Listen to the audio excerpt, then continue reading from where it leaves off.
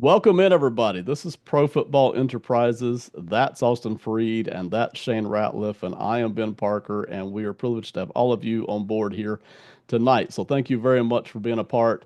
Um, we're only covering one prospect on this video. We'll get to him in just a second, but for those of you maybe who are interested in other prospects for the 26 draft or maybe even the 27 watch list, we got more, and this is it right here. This great wall of prospects here. You can see the last three that we covered down there at the bottom with Stowers, Claire, and injuries. But we've got a bunch here. So, you see the name on there. It'll be here somewhere on our draft prospects board. It may be clustered with four or five others from the same position group, right? But it's here somewhere. And we tried to include all of that in the listing. So after this, please go check that out. It is all over the place, covering a lot of prospects. We were passing the 60 mark and moving on. So, guys, let's get right to it. Our prospect for tonight is Mr. Kenyon Sadiq, coming out of Oregon. And give me one second here. He is 6'3", 245. Right in there size wise where a lot of these tight ends have been.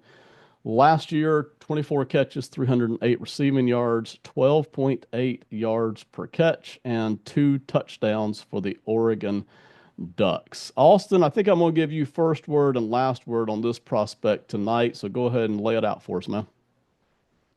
Yeah, he's this guy's your prototypical modern day receiving tight end, slot end, if you want. Instead of tight end, they're a little bit farther out, not tight on the line, in line. They're out there in the slot more often than not. So a slot end is what I'll be calling him, and he's electric to me. He's got a powerful frame, 6'3", 245, but built and very strong, especially strong through contact. Unlike a couple of guys that we've talked about, or maybe even will talk about later, he does not go down at first contact very often. He is elusive and strong, has good mobility and agility in all directions. He's not supremely fast, though, straight line, which is one thing I wish he was. If he had like burner straight line speed, he could be a monster, I think. But I think more average straight line speed, just with really good. I mean, this is all relative to his size, but for his size, really agile and powerful and drives his legs. As a receiver specifically, I think he does a few things well. I think he works towards the ball really well, which is, I think, one of the most important things for someone who's going to be more on the outside. The more outside you are, the longer, generally speaking, the pass is going to take to get to you, the more important it is to kind of work back towards the ball when it's en route to you. And for someone who does a lot of intermediate routes, I saw a lot of intermediate routes for him, works back to the ball incredibly, but that wasn't my favorite way they deployed him. I think when he was most effective was actually in the screen game. I think he is really good in the screen game. Like I talked about with his mobility earlier, really good with the ball in his hand, strong leg, does not get taken down. So a real weapon close to the line of scrimmage. And I've seen a lot of people talk highly about his uh, deep threat, and I don't I don't not see it. He's very fast, and for a tight end, and gets down the field, especially up the seam pretty well. But I don't see like the great deep ball tracking or high pointing of like a wide receiver. He's got that traditional tight end where he's really good in the intermediate. But once you kind of ask him to start getting like 20 yards down the field, it doesn't quite look right. And that's just kind of the way tight ends always have been. Very few guys. I think George Kittle's one to me that's just like he just looks different when he's downfield. For some reason, George Kittle just looks like a receiver when he gets downfield rather than looking like a tight end down there, awkward. So yeah, I really do like this player. Again, though, not necessarily a tight end, a slot end, and I think he could continue to grow. I think he could have a really good season this year and could really boost his draft stock. All right, I'm going to rattle off my notes. Very good, Austin, and then we'll toss the ball to Shane and get Shane's side of it on things here. So, first of all, he's fast for his size. I like the speed. Austin, you're right. He doesn't have that deep burner speed, but I did like the way he seemed to play fast. So I did like that. The Ducks like to get him the ball on tunnel screens and jet sweeps. The tunnel screens especially. Austin, you mentioned it. Boy, the tunnel screens just choop choop choop. And sometimes he's got four blockers out there, but he just seems to nail it. So a lot of that, a little bit of the jet sweeps, not as much. He's athletic. There is more than one film of him jumping over people. Okay, and it's fun to watch. Okay, to see a guy that size, right, be jumping over people. There's more than one clip of it. So he is athletic. I love the athleticism there. Probably my one drawback on him is the production is low, both in 24 and so far early in 25. It's just low production. In fact, in 24, only 350 total snaps, So I know he was behind Ferguson, but Oregon could have deployed two tight ends. They just opted not to do it. So he just wasn't on the field all that much for a prospect that I really do like, and that's not going to kill him, but, just from a production standpoint, it wasn't huge.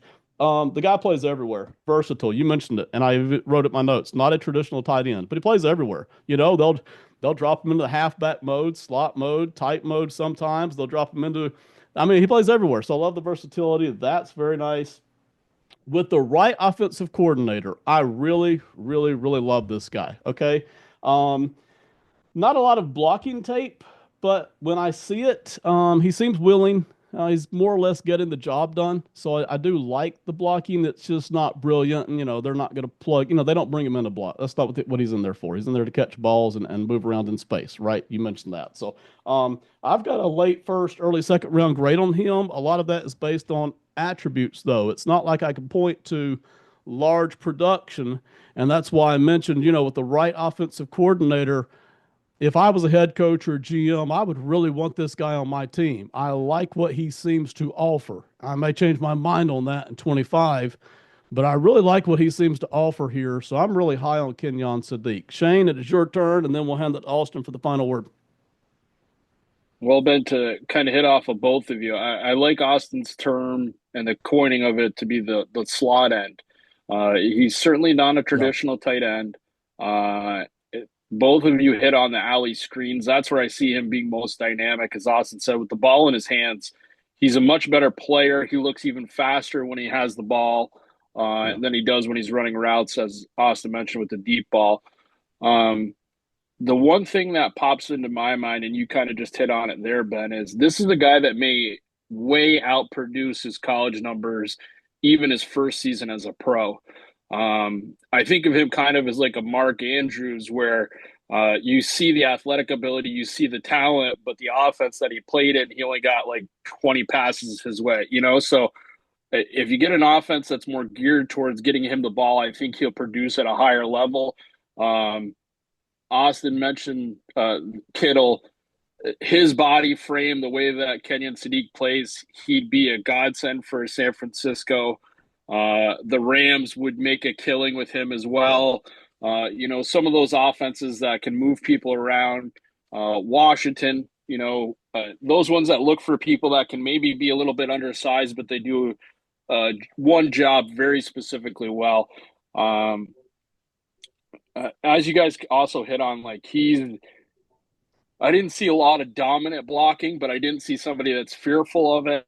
Um, I think he's better downfield blocker than he is at point of attack.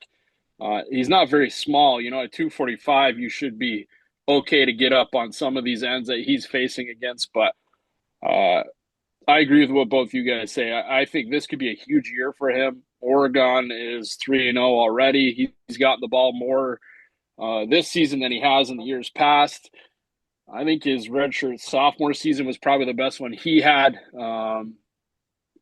I think this year definitely can project him into that, I would say, late first round, because I think somebody's going to want to move to get him. He'll be one of those sleeper guys if he tests well, as we expect he will. Shane, I like especially all the NFL teams that you mentioned, the coordinators that might be interested. And I don't remember if you mentioned Miami, but I think that would be another guy, the head coach McDaniel there, who would enjoy that kind of a Uh, player as well. Yeah. The only reason I didn't, Ben, is I don't know if Miami will have the same coaching staff by the time it comes time to select. So, Yeah, so let me not say Miami. Let me say wherever McDaniel ends up as the OC, because you're right. Austin, give us the final word on this prospect, man. Yeah, so I like to find comps when they're available or jump out at me, and none did for him. I think he's a pretty unique guy in the sense of his play style and size. He's definitely not a traditional tight end, and you can look at that in one of two ways. And I feel like I've talked about this before. With the way the NFL linebacker situation is moving, with linebackers getting smaller and smaller, this type of player could become less effective as because he relies on more of his agility and speed when work. Like he's at that perfect tweener right now in college where he's way bigger than the corners. Just can absolutely dominate corners. But linebackers are not athletic enough to keep up with him. But as you get to the NFL, suddenly all those linebackers are world class athletes too. And as they're getting smaller and lighter, I think this could be one of those players who's just not going to necessarily fit because of his athletic profile, unless he is a lot faster than I think and is able to use his legs to kind of burn these backers. But you don't know till see him give it a try. I do think a team's going to probably take a shot on him in the early second is what I have now. He's definitely not, a Tyler Warren or a Colston Loveland. I think Tyler Warren is Yeah. somewhere in the general neighborhood, but like imagine Tyler Warren what 15 pounds lighter and 2 inches mhm. shorter. Right. Like he's just a smaller size of Tyler Warren, who did get used in multiple ways in the backfield, all that kind of stuff. I think Sadiq even threw a touchdown last year, if I remember that Mhm. I think correctly. he did. So Yeah. yeah, I could see Warren, I guess, from a utilization standpoint in college, but very different athletic profiles. So I don't know how that would really hold up to the test. That's Kenyon Sadiq, everybody from Oregon Pro Football Enterprises.